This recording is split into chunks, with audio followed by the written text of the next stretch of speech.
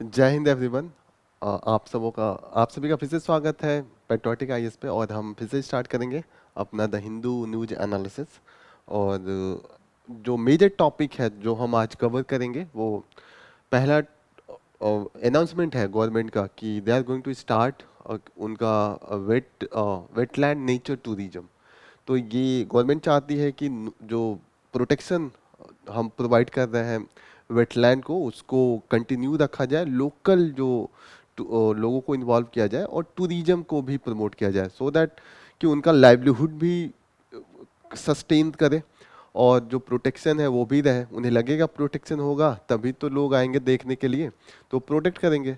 अगर उनको ये लगने लगे कि प्रोटेक्शन के नाम पे उनको हटा दिया जाता है तो दे वो काफ़ी उसके अपोजिशन में आ जाते हैं। तो ये हम पढ़ेंगे कि क्या है वेटलैंड क्या होता है और रामसार साइट क्या होता है, ये सब हम पढ़ेंगे इसमें।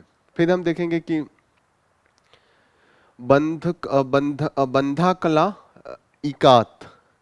सो ये होता है एक तरीके का वीविंग आर्ट। और इससे साड़ी और टेक्सटाइल जो वीविंग होती है उसका एक एक स्पेशलाइज्ड फॉर्म है, तो वो पढ़ेंगे हम क्या है। फिर हम पढ़ेंगे कि free movement agreement with the Myanmar जो हम अभी कैंसिल कर रहे हैं, जो हमारे और म्यांमार के बीच में था कि हमारे बॉर्डर से म्यांमार में 16 किलोमीटर लोकल्स जा सकते थे विदाउट वीज़ा, और उनके जो म्यांमार के लोग थे लोकल्स बॉर्डर एरिया के, वो 60 किलोमीटर इंडिया में आ सकते थे, क्योंकि एथनिक जो वहाँ की पॉपुलेशन है वो बॉर्डर के इस तरफ और उस तरफ एक दूसरे से काफ़ी लिंक्ड है। जैसे कि हम कहते हैं ना भारत नेपाल में शादी बॉर्डर की इस तरफ उस तरफ होता है, तो ऐसे यहाँ पे भी है ये केस। तो लेकिन हम देख रहे हैं कि वहाँ पे इंसर्जेंट्स आ रहे हैं और मणिपुर में जो क्लास है उसको भी गवर्नमेंट कह रही है कि वहाँ से कुछ इंसर्जेंट ग्रुप की एंट्री हुई है। तो इसीलिए हम जा रहे हैं, बांग्लादेश को जैसे हमने फेंस कर दिया है, हम इस बॉर्डर को भी फेंस करने जा रहे हैं और ये जो फ्री रेजिम है उसको हम हटाने जा रहे हैं। फिर आ रहा है judicial process and their reform. अभी जो डिक्लेरेशन है जुडिशरी की तरफ से जो जज लोग हैं वो अपना वेल्थ जब एंट्री करते हैं और जब एग्जिट करते हैं तो वो डिक्लेयर करते हैं। तो वो अभी तक वॉलंटरी था, तो धीरे धीरे नंबर कम हुआ है। पहले ज़्यादा जज करते थे, अभी नंबर ऑफ जज जो डिक्लेयर कर रहे हैं वो कम है। अभी दिल्ली हाई कोर्ट का ये केस है, तो वो हम देखेंगे। जीएस पेपर 2 का है, जुडिशरी से एसोसिएटेड है। फिर एफसीआरए रजिस्ट्रेशन कैंसिल हुआ है कई एनजीओज का, तो हम देखेंगे कि ये FCRA foreign contribution regulation act क्या है। थोड़ा सा हम फॉरेन एक्सचेंज मैनेजमेंट एक्ट से कंपेयर करेंगे, क्योंकि दोनों एक सा है, दोनों फॉरेन कंट्रीब्यूशन और फॉरेन मनी को डील करता है, रेगुलेट करता है, तो थोड़ा जानना जरूरी है। तो ये जीएस पेपर 2 गवर्नेंस जो एनजीओ की फंडिंग होती है, और जीएस पेपर 3 में भी आएगा। फिर हम देखेंगे कि reason for the conflict is spreading in the West Asia. Frequently asked question FAQs के अंडर में ये कवर किया गया है, काफ़ी एक्सटेंसिव कवर किया गया। ऑलरेडी हम इसको बार बार रिपीट हो रहा है तो हम जानते हैं। थोड़ा सा हम लोग इसमें जो एडिशन है वो बस हम देखेंगे। फिर हमें labour rule for the workers abroad, जो हमारे वर्कर्स बाहर जाते हैं कॉन्फ्लिक्ट एरिया में, उससे रिलेटेड इस पे एक एफएक्यूज है, एक्सप्लेन किया है। थोड़ा सा इसको हम देखेंगे। ऑलरेडी हम स्टडी कर रहे हैं कि इजराइल में जो हम भेज रहे हैं ई इमिग्रेंट सिस्टम के थ्रू, तो वहाँ पे कुछ प्रोटेक्शन नहीं दिया जा रहा है और ट्रेड यूनियन इसका अपोज कर रहे हैं। तो हम देखेंगे क्या कंडीशन है, क्या है। फिर मिलिटेंट्स इन द माउंटेन्स, ये जो अभी पाकिस्तान और ईरान के बीच में चल रहा है, अभी अटैक हुआ है, तो उसके कॉन्टेक्स्ट में ये है। फिर एक कवरेज है कि therapeutic antibody for the snake venom. तो अभी तक स्नैक बाइट से एक काफ़ी लार्ज अमाउंट में डेथ होता था, तो अभी जो हम देते थे इसके लिए इस स्नैक वेनम का जो हम देते थे therapy, that was not that effective. वो जिस सेरम से एक्सट्रैक्ट करते थे वो काफ़ी महंगा भी था। तो ये हम देखेंगे कि ये कैसे थेरेप्यूटिक एंटीबॉडीज़ कैसे वर्क करेगा। जीएस पेपर 3 में जो बेसिक साइंस होता है उसका पार्ट होता है। एथनिक किलिंग इन सूडान, सूडान में काफ़ी लंबे समय से सूडान को डिवाइड कर दिया, फिर भी वो अभी एथनिक जो कॉन्फ्लिक्ट है कम नहीं हुआ है, अभी भी चल रहा है। इंटरनली पावर कैप्चर का गेम है। तो देखेंगे, बस हम लोकेट करेंगे कहाँ चल रहा है। यूपीएससी बस इतना जाएगा, इतना डिटेल में नहीं जाएगा। और बाद में हम लास्ट में पढ़ेंगे import levy and custom duty दिया है, तो थोड़ा सा डिफरेंस जो होता है उसको जानेंगे कि what is the difference between this import levy and custom duty. Minute सा डिफरेंस होता है, majorly they are the same. Start करते हैं जल्दी से। पहला न्यूज हम लेते हैं। पहला news, wetland nature tourism gets a fill up. तो गवर्नमेंट एक स्कीम लेके आई है, इस स्कीम का नाम है Amrit Darshan capacity building scheme. और इसके थ्रू हम क्या कर रहे हैं, हम जो वेटलैंड्स हैं, अभी 16 वेटलैंड को लिए हैं, 16 में 5 को पायलट प्रोजेक्ट पे कर रहे हैं, और उसके थ्रू हम उसको डेवलप करेंगे, लोकल्स पीपल को ट्रेन करेंगे कि टूरिज्म जो सस्टेनेबल मैनर में हो, जो लोकल पीपल को लगे कि हाँ इससे हमें फ़ायदा हो रहा है, तो वो प्रोटेक्ट भी करेंगे। तो थोड़ा सा हम बैलेंस कर रहे हैं, ठीक है। तो इसमें ये जो रामसार साइट्स है, 16 रामसार साइट्स हैं इंडिया में, टोटल इस समय 75 रामसार साइट्स हैं। 5 रामसार साइट्स को इन्होंने करा है। तो सबसे पहले जानते हैं कि वेटलैंड क्या होता है। तो wetland is an area of the Marsh, swamp, Peatland और द वाटर। ठीक है ना, कहीं पे भी अगर वाटर एक परमानेंट या कुछ महीनों के लिए भी हो, और वहाँ पे नेचुरल एक डाइवर्सिटी पाई जाए, तो उसको हम वेटलैंड डिक्लेयर करते हैं। ये नेचुरल एंड आर्टिफिशियल दोनों हो सकता है, तो थोड़ा सा ध्यान दीजिएगा, it could be natural as well as artificial. और ये परमानेंट एंड टेम्पोररी भी हो सकता है। तो अगर वहाँ पे यूपीएससी पूछे कि वनली नेचुरल, तो वो गलत होगा। टेम्पोररी भी होता है, आर्टिफिशियल भी होता है, ठीक है ना। और ये मैरीन एरिया में भी है, इसको डिफाइन किया है कि water the depth of which at the low tide doesn't exceed 6 metre. अगर 6 मीटर लो टाइड होगा, टाइड्स होता है ना, टाइडल इफेक्ट जो कोस्टल लाइन पे होता है, कि जब दोनों earth sun and moon align होते हैं तो टाइडल इफेक्ट ज़्यादा होता है, और जो वो थोड़े से 90 डिग्री पे जाते हैं तो वो कम हो जाता है। तो हम उसको पढ़ते हैं कि different type of the tides, okay, low tides, high tides. तो लो टाइड 6 मीटर हो। रामसार एक जगह का नाम है, वहाँ कन्वेंशन हुआ था 1971 में। तभी से हम जो भी वेटलैंड है और जो भी ये वाटर लॉगिंग एरिया है, उसको प्रोटेक्शन के लिए एक कन्वेंशन है, उसको हम उस कन्वेंशन में रखते हैं। उसके बाद हम गवर्नमेंट उसको डायरेक्टिव देते हैं कि आपको किस तरीके से कंजर्व करना है, उस लैंड को डाइवर्ट नहीं करना है, प्रोटेक्ट किए रहना है। तो ये सब इस कन्वेंशन के थ्रू में होता है। ये अपना लिस्ट भी मेंटेन करते हैं। और जो बहुत ही थ्रेट कंडीशन में जो एरिया होता है वेटलैंड, उसके लिए इन्होंने एक मॉन्टेरेस्को रिकॉर्ड बना रखा है। अगर उसमें नेम एंट्री हो गई उसकी, तो मतलब वो उसका इकोलॉजिकल चेंज काफ़ी है, due to the pollution, human intervention और some of the technological intervention.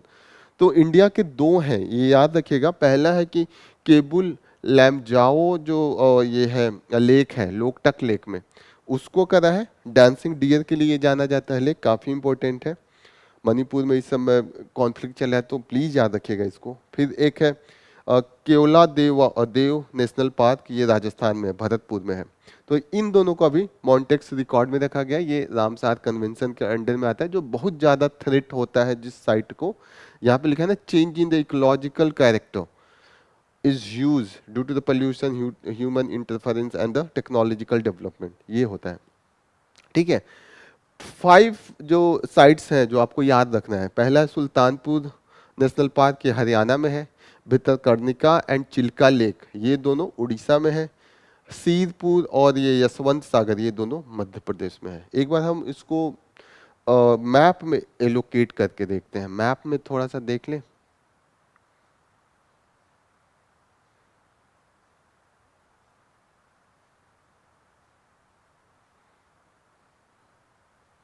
ये है रामसार साइट, थोड़ा देखिएगा रामसार साइट।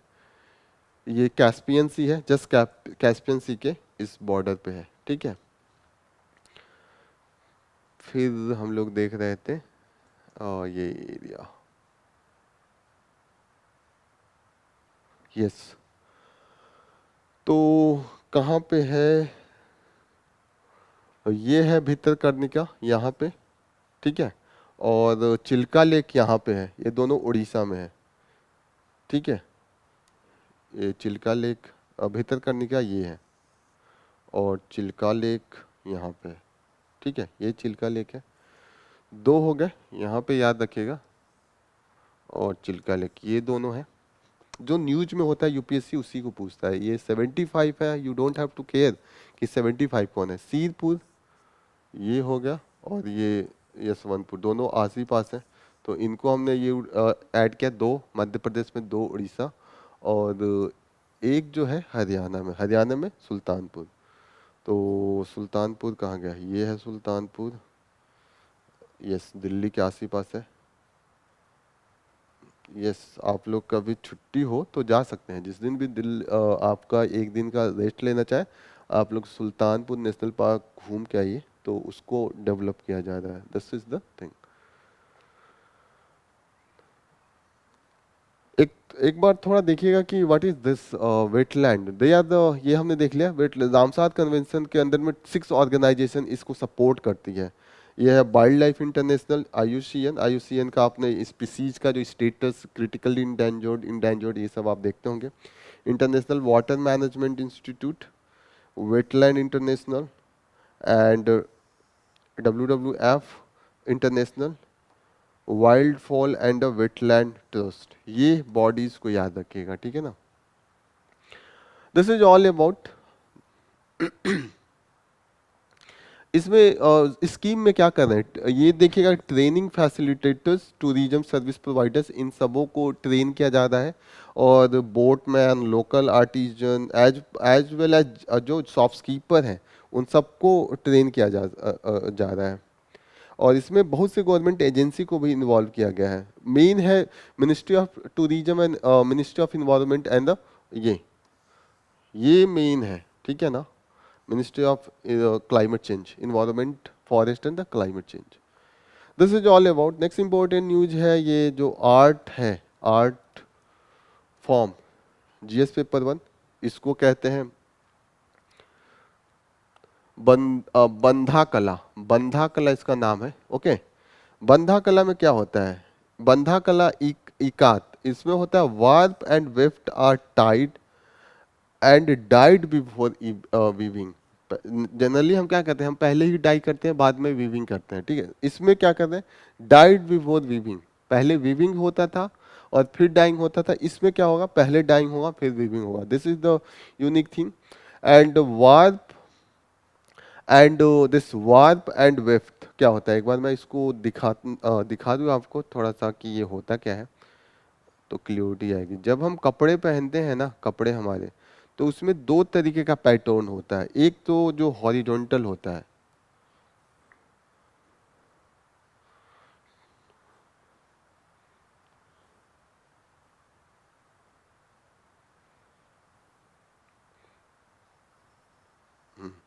ये जो हॉरिजॉन्टल पैटर्न है ना, ये वाफ्स है।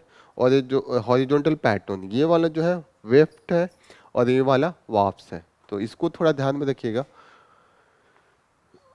ठीक है। तो ये जो पैटर्न है, इसमें क्या कहते हैं, पहले टाइड होते हैं, फिर डाई, देन वीविंग शुरू होता है, ठीक है। इसका इशू ये है कि इसका भी उतना ज़्यादा जो है बेनिफिट नहीं है जो आर्टिजन इसमें इन्वॉल्व है।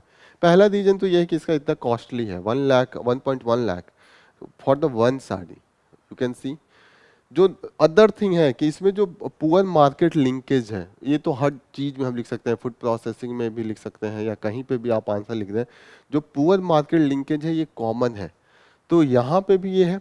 मिडिल मैन इसके कारण ज़्यादा बेनिफिट ले जाते हैं, जो मेन वीवर है, कस्टमर है, उसको वो फ़ायदा नहीं हो सकता है। दूसरी चीज़ ये है कि इसका मिमिकिंग है, और जो फेक प्रोडक्ट है जो पावर लूम से बना ले रहे हैं, मैकेनाइज्ड, वो है, और वो सस्ते में बन जा रहा है, तो इनको उतना फ़ायदा नहीं हो रहा है। इसका जो पैटर्न है, ये ब्लू जो शो कर रहा है वो सी है, और एक तरफ इंडिया और एक तरफ श्रीलंका, और बीच में ब्रिज है, और ब्रिज पे राम, जो पत्थरों पे जैसे अपने माइथोलॉजी में है ना, राम वो लिख के पत्थर बना के उसको ब्रिज बनाया था, तो वो उस पे ये राम राम का वो भी सिंबॉलिक लिखा होता है।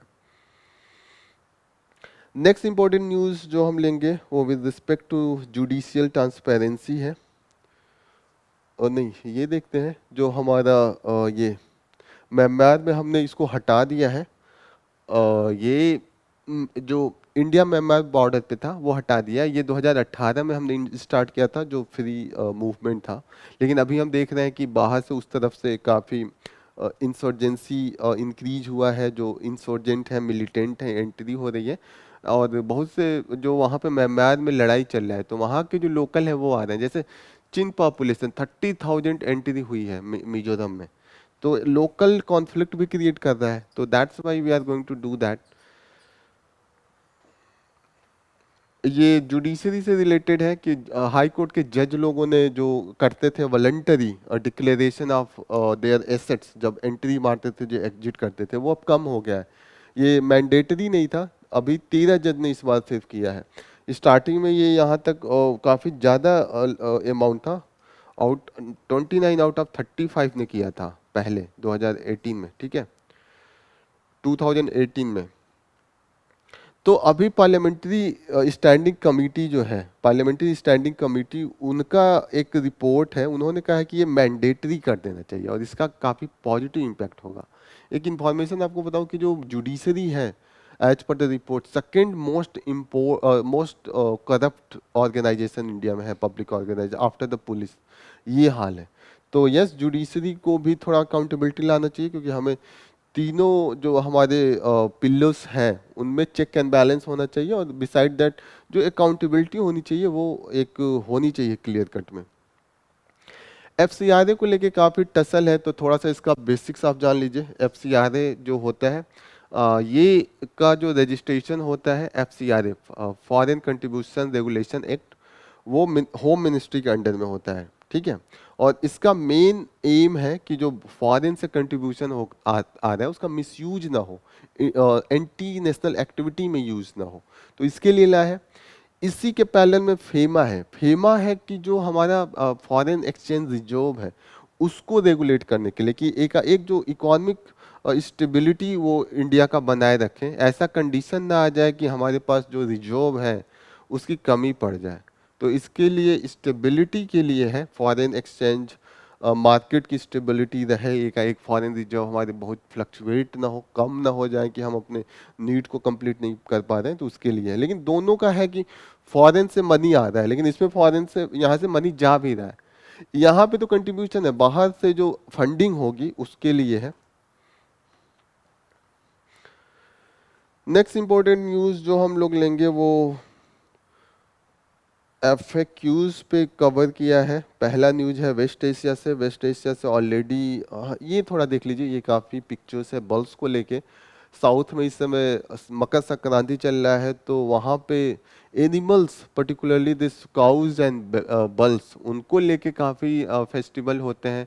यहाँ पे जैसे है ये विशाखापत्तनम का सीन है, ये जो है ये दिखा रहा है दिस गैंगी रेड्डू, इस बल को कहते हैं। इसको खूब क्राफ्ट किया जाता है, खूब बड़े से सजाया जाता है, फिर इसको डांस करवाते हैं इस बल से। ये सब मकर संक्रांति के ही टाइम पे होता है। जैसे तमिलनाडु में होगा पोंगल के टाइम पे अभी स्टार्ट हो रहा है, वहाँ पे जल्लीकट्टू, ये वहाँ बल खूब तेज दौड़ता है और उसको कंट्रोल करने की कोशिश करते हैं। यहाँ पे एक फेस्टिवल है, उसमें जो काऊ एंड बल है उसको सजाएंगे, खूब एक दिन देख रेख करेंगे, फिर उसको आग से होके क्रॉस कराएंगे जबरदस्ती, और पूरा लोग वहाँ पे देख के उसका इंजॉय करते हैं। This type of thing is many times turn into the cruelty.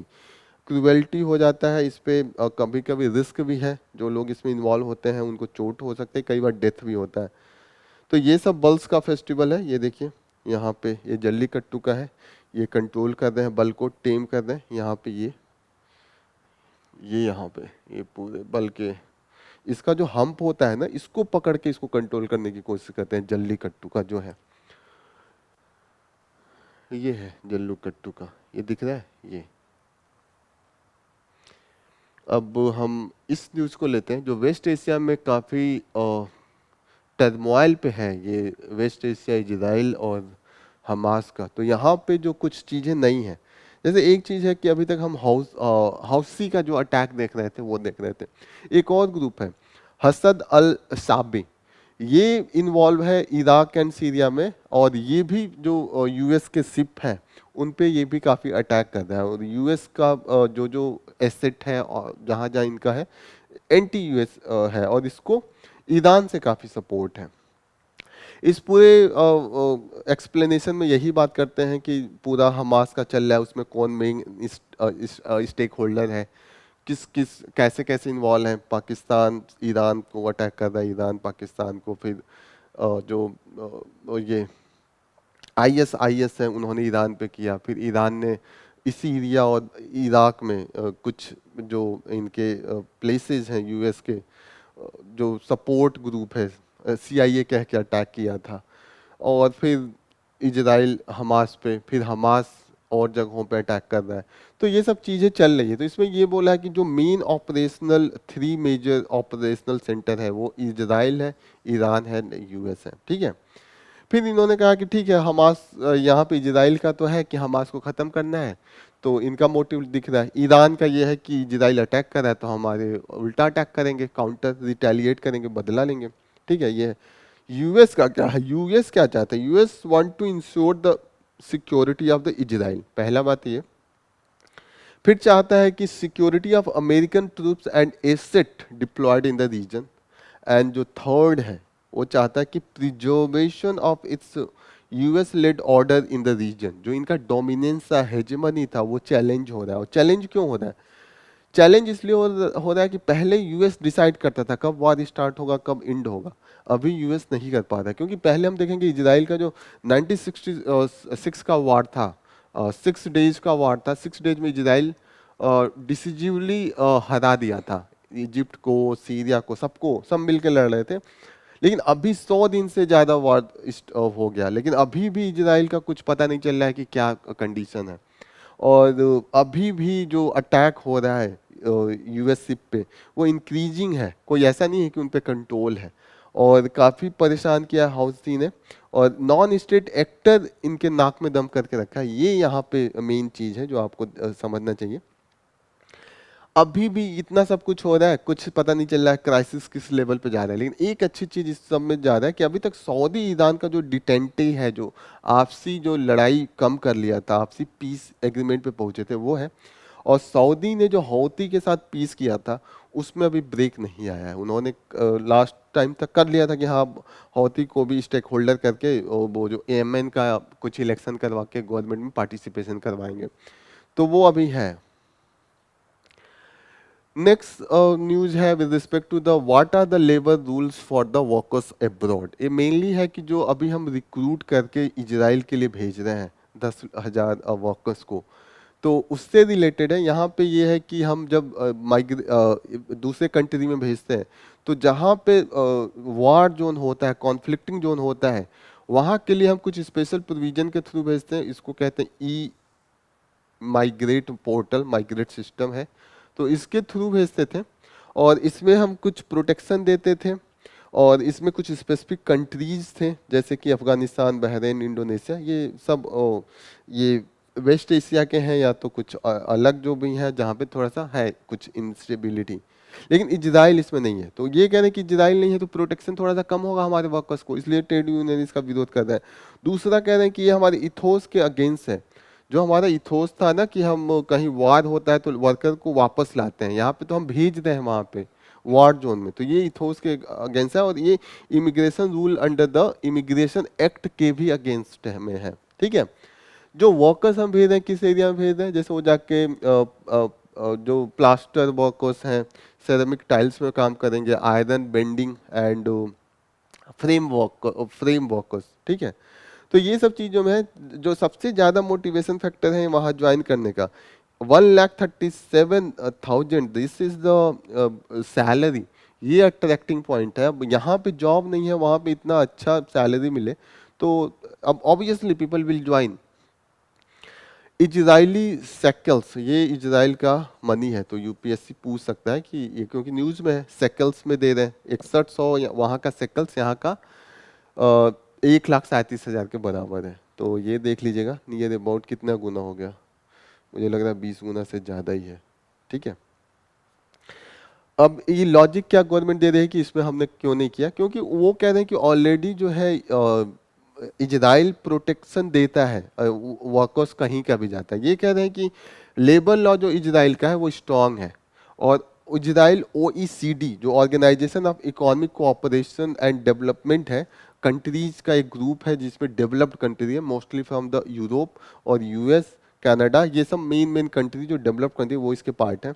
तो कह रहे हैं इसका ये पार्ट है, तो ऑलरेडी उनका जो सेफ्टी मेजर है बहुत हाई है। दूसरा ये कह रहे हैं कि जो इंटरनेशनल लेबर ऑर्गेनाइजेशन का कुछ कन्वेंशन है, इजराइल पार्ट है, तो ऑलरेडी पार्ट है, तो उसका वो जो फॉलो करता है लेबर लॉ को। जैसे कि ILO का migration for the employment convention 1949 है, एंड माइग्रेंट वर्कर्स कन्वेंशन 1975 है। ठीक है, दो है, इन दोनों का इजराइल पार्ट है, लेकिन एक चीज याद रखिएगा, India is not part of this. तो इंडिया जस्टिफाई कर रहा है कि इसका है, इजराइल में है, लेकिन इंडिया खुद पार्ट नहीं है। देख रहे हैं आयरनी, देखिए अभी तक इजराइल में जो है वो 18,000 ऑलरेडी है, और किस एरिया में काम कर रहे हैं, केयर गिवर्स हैं, और डायमंड्स ट्रेडर्स हैं, IT प्रोफेशनल हैं, स्टूडेंट्स हैं।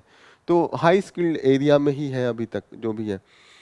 और नीचे ये बात कर रहे हैं कि जो नंबर ऑफ माइग्रेशन है वो बढ़ेगा, क्योंकि अनएम्प्लॉयमेंट कंटिन्यूअसली इंक्रीज हो रहा है। उस कंडीशन में बाहर लोग जाएंगे जॉब ढूंढने, और उस कंडीशन में इन्होंने दिया है कि 90 से लेकर 2015 में 3 टाइम्स माइग्रेशन बाहर इंक्रीज हुआ है। ILO का भी रिपोर्ट है, वो भी कह रहा है कि इन जो माइग्रेशन है वो इंक्रीज होगा, क्योंकि जो अनएम्प्लॉयमेंट है वो राइज होने वाली है। और इन्होंने जो रिपोर्ट इनका आता है ILO का, उसका नाम है world employment and social outlook. तो ये याद रखिएगा। इन्होंने लास्ट में सोल्यूशन दिया है कि गवर्नमेंट को क्या करना चाहिए। यहाँ पे उन्होंने कहा कि स्किलिंग कीजिए, स्किलिंग काफ़ी इंपॉर्टेंट है, क्योंकि अब वहाँ पे जाएगा, स्किल नहीं होगा तो पे कम हो जाता है, फिर एक्सप्लॉयटेशन ज़्यादा होता है।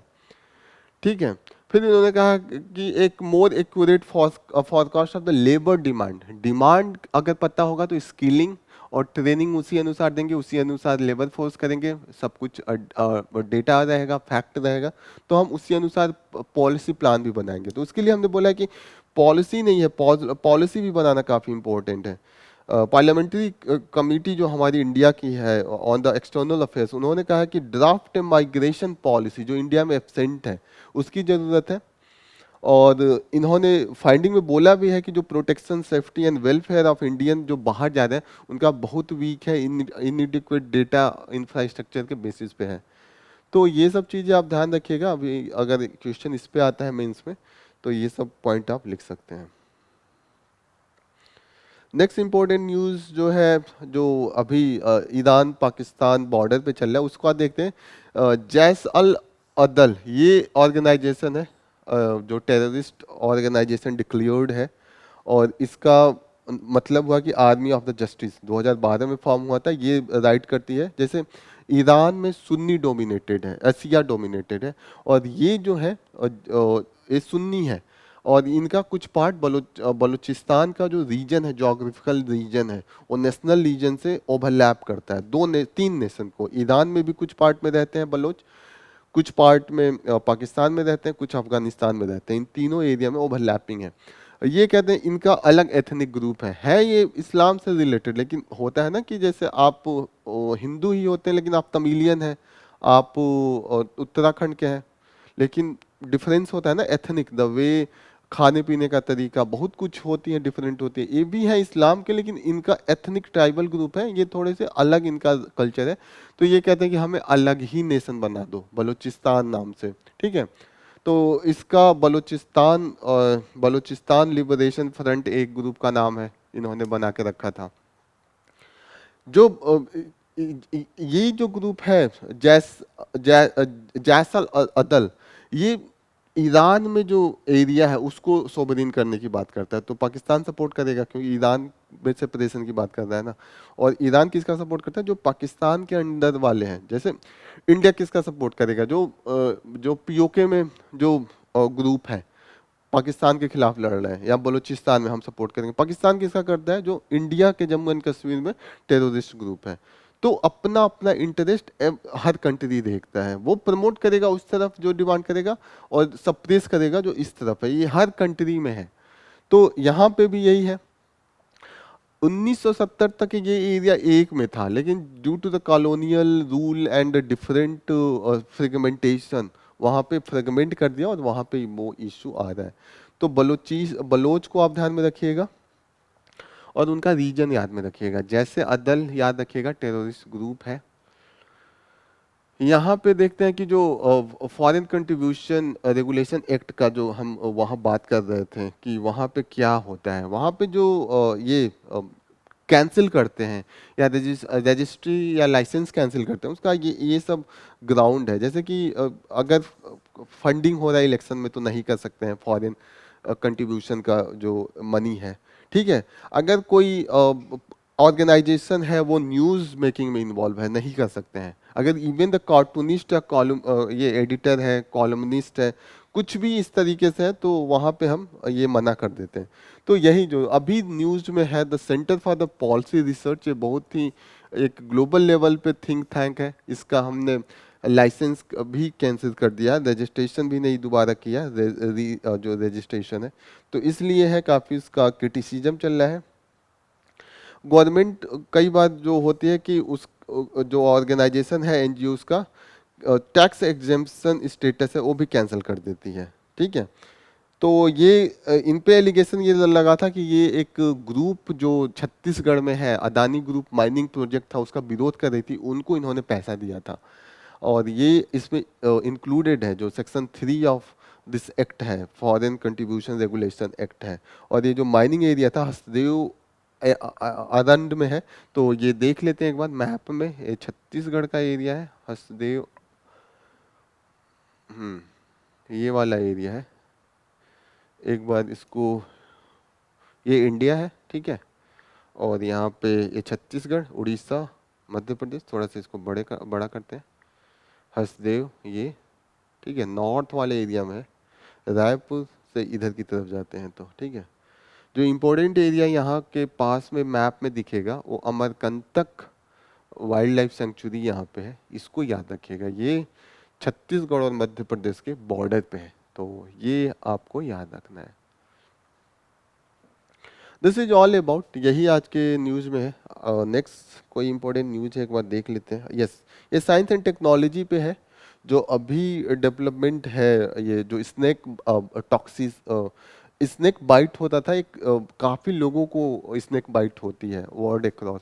ये 27 लाख लोगों को स्नेक ग्लोबली है, और इसमें से लाखों लोग मर जाते हैं। 27 लाख लोगों को हर साल सांप काटते हैं, स्नेक बाइट, ठीक है। पहले हम दिया करते थे जो एंटी वेनम था थेरेपी, वो था एनिमल डिराइव्ड ब्लड सेरम था।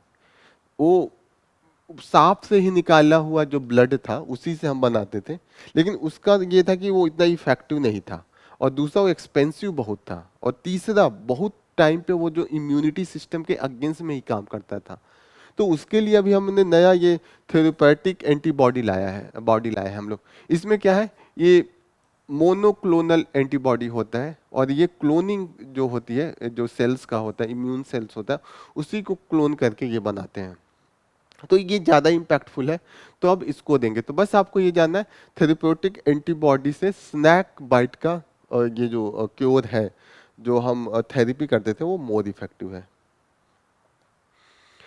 भुवनेश्वर से एक स्टडी आई है कि वहाँ पे स्टडी किया है, और वहाँ पे ये देखा है कि जो अर्बन चेंज इन द उसका जो स्ट्रक्चरिंग होता है, जो वहाँ का वेजिटेशन होता है, डे टू डे एक्टिविटी होता है, अगर चेंज होता है तो वहाँ पे जो टेम्परेचर होता है, एनुअल वेरिएशन, वो चेंज हो जाता है। भुवनेश्वर में हमने देखा है कि उसका पिछले 10 सालों में जो सिटी का साइज है वो दोगुना के करीब में बढ़ा है।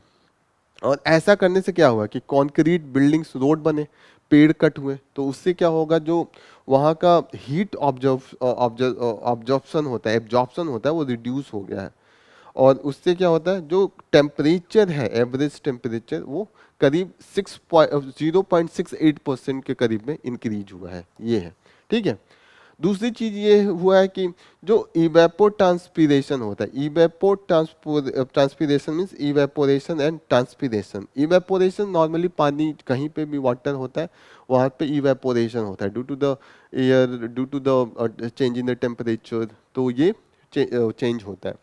और ट्रांसपीरेशन जो प्लांट्स होते हैं, फोटोसिंथेसिस, अपनी फूड मेकिंग प्रोसेस होता है, उसमें ट्रांसपीरेशन होता है, तो ये चेंज हो जाता है। उसको ये सब हट के जो होता है आर्टिफिशियल इम्परवियस सरफेस हो जाता है, जो नीचे परकुलेट वाटर नहीं करेगा, और ना ही टेम्परेचर, टेम्परेचर वहाँ ज़्यादा हीट ऑब्जॉर्व करेगा, और ज़्यादा हीट ऑब्जॉर्व करेगा तो रेडिएट करेगा, तो जो लॉन्ग वेव है वो लॉन्ग वेव रेडिएशन है वो ज़्यादा होगा, तो हीट कैपेसिटी एब्जॉर्ब करने की ज़्यादा हो जाएगी, तो टेम्परेचर बढ़ जाता है।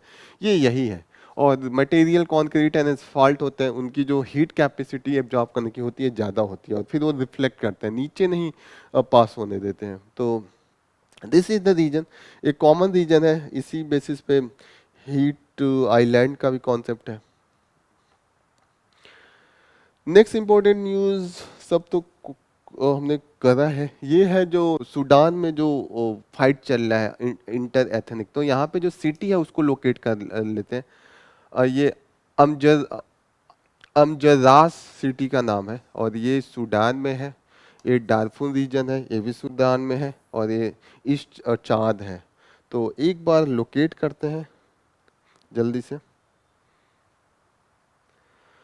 ये है यूरोप, ये है अफ्रीका, और ये सूडान, इथियोपिया, ये है गल्फ ऑफ एडन जहाँ पे लड़ाई चल रहा है, ये हौती, इधर ये इजराइल दिख रहा है, यहाँ लड़ाई चल रहा है, ठीक है। थोड़ा सा इसको बड़ा करता हूँ, और ये है ये एरिया जहाँ पे माइग्रेशन एंड एथनिक कॉन्फ्लिक्ट चल रहा है। ये है डारफूर एरिया, जो हम उसमें डारफूर कह रहे थे ना, और ये है ईस्ट चाद, ये चाद है, ये वाला एरिया ईस्ट चाद है जहाँ पे ये हो रहा है, ठीक है। थोड़ा ऊपर देख लेते हैं, इधर इजिप्ट है जस्ट सूडान के, इधर लीबिया है, टूनिसिया उधर हो गया, नीचे इनके साउथ सूडान है, और उसके नीचे युगांडा नाम का जो अभी चल रहा है, युगांडा में कंपाला में हमारे एक्सटर्नल अफेयर मिनिस्टर है। सेंट्रल अफ्रीका ये हो गया, ठीक है। कैमरून इधर हो गया, कैमरून टच करने लगा अटलांटिक ओशियन को, गल्फ ऑफ गुनिया है, ठीक है। तो ये सब चीज़ थोड़ा ध्यान में रखते हैं। नाइजर एंड नाइजीरिया ऊपर नीचे है। This is the area. Eritrea इसके इस तरफ है, इथोपिया इस तरफ है, फिर ये सोमालिया, जिबूती यहाँ पे, गल्फ, ये जो स्टेट ऑफ क्या बाब अल मंदाब था, यहाँ पे हॉर्मुज था, जो दो इम्पोर्टेंट वो हैं। तो ये सब चीज़ें आपको ध्यान में रखना है, मैप देखते देखते अपने आप ही याद हो जाएगा, हमेशा हम लोग देखते रहेंगे। नेक्स्ट न्यूज, ये एक न्यूज है जैसे कि इंडिया भेज रहा है इजराइल में, वैसे रस्सा रिक्रूट कर रहा है नेपाल से, और नेपाल की गवर्नमेंट कर रही है कि आप मत कीजिए रस्सा से। अब रस्सा में लोगों की ज़रूरत है, और नेपाल के लोगों को पैसे की ज़रूरत है, तो उनको जॉब चाहिए तो वो मिलिट्री कर रहे हैं, उनको उनको लड़ाका चाहिए तो वो वहाँ के लोगों को रिक्रूट कर रहे हैं। नेक्स्ट इम्पोर्टेंट न्यूज़ जो हम लेंगे वो सिर्फ हम ये जानेंगे कि एक इम्पोर्ट लिवाई है गोल्ड पे, उसको कम होने की बात कर रहे हैं जो यहाँ के ट्रेडर्स हैं। और इंडिया में टेक्सटाइल पे जो ड्यूटी है, कस्टम ड्यूटी है इंपोर्ट का, उसको बात किया जा रहा है कि इंक्रीज कर दीजिए, क्योंकि चाइना ज़्यादा डंप कर रहा है। तो एक जगह इंक्रीज क्यों कर रहे हैं, क्योंकि यहाँ पे बना बनाया प्रोडक्ट आ रहा है, और हमारे प्रोडक्ट को वो कॉम्पीट कर रहा है, तो वो बिक नहीं पा रहे हैं। यहाँ ये है कि ये जो रिड्यूस करने की क्यों बात करें, क्योंकि गोल्ड और ये सिल्वर, ये प्लैटिनम है, ये रॉ मटेरियल के रूप में यूज होता है, और उसको फर्निश करके मैन्युफैक्चर करके जो फाइनल प्रोडक्ट होता है ज्वेलरी करके वापस हम लोग एक्सपोर्ट करते हैं। तो इंपोर्ट अगर हमारा सस्ता रहेगा तो रॉ मटेरियल सस्ता होगा, तो हम कंपटीशन में ज़्यादा वो आगे रहेंगे, लीड करेंगे। तो वो हो रहा है। इंपोर्ट लिवाई एंड यहाँ पे कस्टम ड्यूटी है, ठीक है। कस्टम इंपोर्ट पे भी लगता है और एक्सपोर्ट भी लगता है। इंपोर्ट का मतलब केवल जो बाहर विदेश से सामान अंदर आ रहा है वो इंपोर्ट हो गया। कस्टम ड्यूटी, टैक्स, ड्यूटी का मतलब टैक्स होता है, तो टैक्स जो लग रहा है वो इंपोर्ट पे भी ये कस्टम लगेगा और एक्सपोर्ट पे भी लगता है, तो ये दोनों हो गया। इंपोर्ट लिवाई जो टोटल होगा उसमें तो इंपोर्ट टैक्स, जो कस्टम ड्यूटी इंपोर्ट पे लगेगा वो तो होगा ही, फी भी इंक्लूड होता है, कुछ सरचार्ज होता है, वो सब मिला के उसको हम इंपोर्ट लिवाई कहते हैं। तो ये डिफरेंस है, तो बस इसमें यही जानना है। दिस इज ऑल, ये इतना ही था आज के न्यूज़ में, हमने मोस्टली कवर किया है, और हमने एक काफ़ी कॉम्प्रिहेंसिव मैनर में सब कुछ कवर किया है। तो मैं अपना सेशन यही कंप्लीट करूँगा, एंड करूँगा, कंक्लूड करूँगा, और फिर हम नेक्स्ट सेशन में मिलेंगे। और धन्यवाद आपको ये सेशन ज्वाइन करने के लिए। जय हिंद, थैंक यू।